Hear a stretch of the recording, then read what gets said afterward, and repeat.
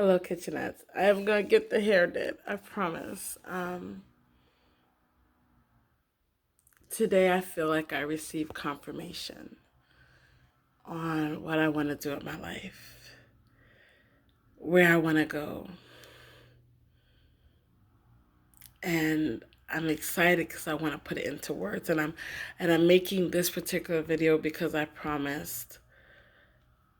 If I didn't say this word before, I want to say it now: authenticity and transparency of how I plan to move. Um,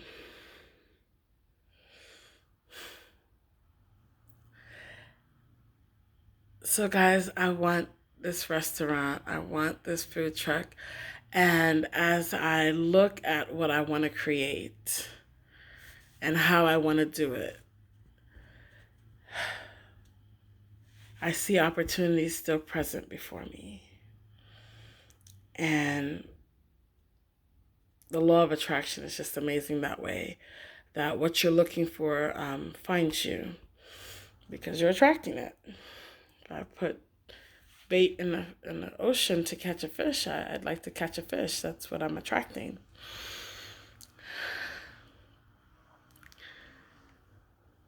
I was told that, I need to be very clear about what my plan is.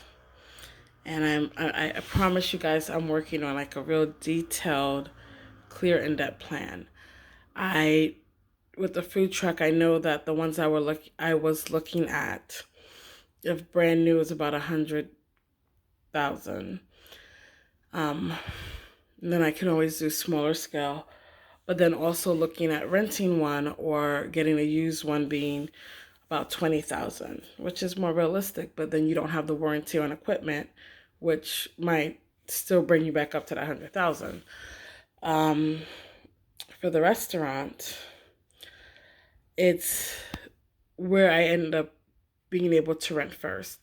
And there's the grand scheme, the big idea, as I mentioned, of wanting to have that restaurant / Apollo atmosphere. And I plan to have that, but not necessarily having to start with that because that starts with employees. And really, I just want to cook.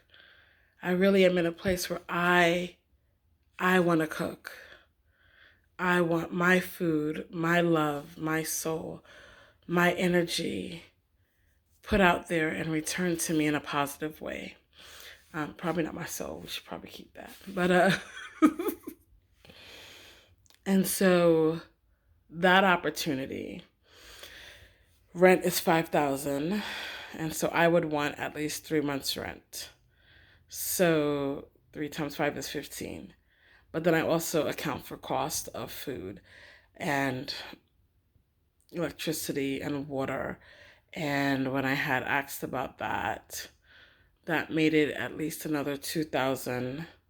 So that's 7,000. So that's 21,000 for me to do electricity and water bill. And then for food, that would bring it up to about 8,000. And just having me and one other employee, because I do want someone that can help out a little bit. I want to be realistic that I can't do everything by myself. And that's been hard because trusting that I can is difficult. To relinquish control. I heard something about that today. Relinquishing control. It's scary. It's scary when you're not in control of everything that you want and you have to depend on other people and you have to ask for help or even pay for help because there's no guarantee that you're going to get what you pay for. You hope you do. But how many people have had issues with that? So acknowledging that I need help and factoring it in. So that is about 24, about 30,000 just to feel secure to start. And the location that I was looking at that is still available for rent has equipment, but I'm not so sure on how the equipment works. And so I want to get in and find out about that And so I've not priced replacing or repairs yet, but I know at this moment that it's about 30,000 to start that endeavor.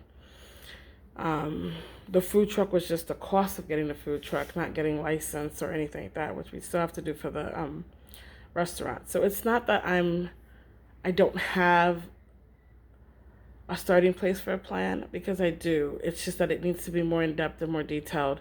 And so that's what I'm working towards right now. But then the other thing, right, is as I just said, I don't know if I said that to you guys, that food for me is not just food. That's not all I'm giving out. My energy, my what I wanted to create is important to me. And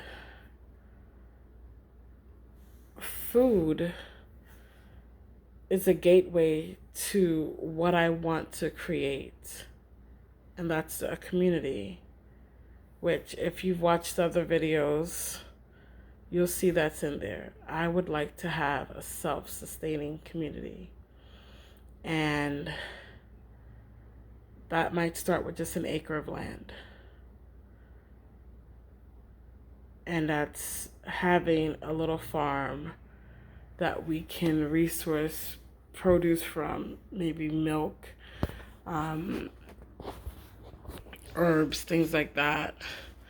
And that we can then sell, not just in the restaurant, but as like our own little farmer's market. And becoming self-sufficient, starting with food and then moving on to other things and growing the community. And it being focused on people of color, predominantly African American, predominantly of African descent, and ex-offenders, which unfortunately people of color make up quite a bit of the percentile. I'll get exact numbers. And I was chatting with someone, and the word community kept coming up. And so I felt that the meaning they were receiving from it was different, but what it was resonating with me is that my community is so important. And I need to make sure that everything I'm doing is towards that end goal. Like, I want my food to be out there and introduce the world to Afro-Caribbean food. I want Haitian food to be tasted and enjoyed, and Nigerian food and Ethiopian. And I want us to see these cultures, just to name a few, in a way different than how society presents them. And so it's so important. I feel like food is a wonderful way to open up that communication. But I also feel like there is a need for this community, this self-sustaining community, where we take care of ourselves. And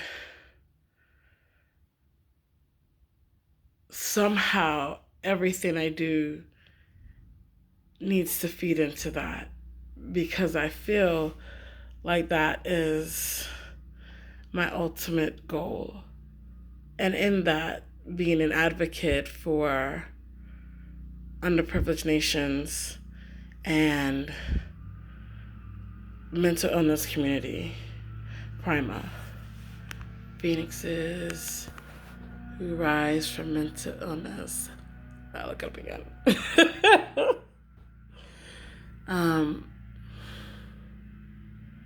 I was having a manifestation session with myself, and I'm like, I want Prima to take over NAMI, or to be in conjunction with it, where there are resources that are not just the ER and crisis units for people with mental illness. I want there to be some place where they can go before it becomes a crisis. When you start feeling, I'm not all right. There's a little bit more anxiety than usual, and I can see that in episodes about to start, you have a resource that you can utilize that will kind of calm that down, break that monotony, that cycle that you've been running through.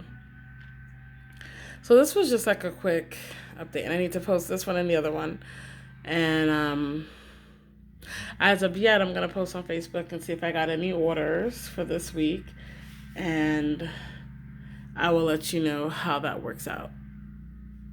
All right. So this is me saying good night. Well, not good night. Good afternoon, my kitchenettes. And I am so excited for what's coming up next in my life, and moving, and I love you guys, and I love the future kitchenettes that are gonna watch this and be like, oh, look at where she started. Oh, I'm so happy she does her hair now. Or, oh, she still has those hair days where she just chills it out. Because, sometimes your hair needs to rest.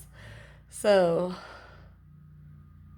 yes. Thank you, kitchenettes. I appreciate you being there. And this video is long enough. And I'm working Thursday, so if I don't have any orders, I'm not really worried about it. If I do have some orders, I'll start prepping tomorrow and probably post some pictures. And if not, then on Friday, I'll do just the meal nonetheless. And I have some people that I am going to pay the meal. I'm going to buy my meals for a few people to start. That way I know that every week I've invested at least one plate. And half of it will go back into the business, and half of it will go into the future business. So half of it will be invested back into the investing, and half of it will go into business. So again, I will update, and you guys will get to look back and see, okay, this is how she did this, and this is how I can do this. And all it's taking is that I'm moving. I'm choosing to move. So you move too. One step in front of the other.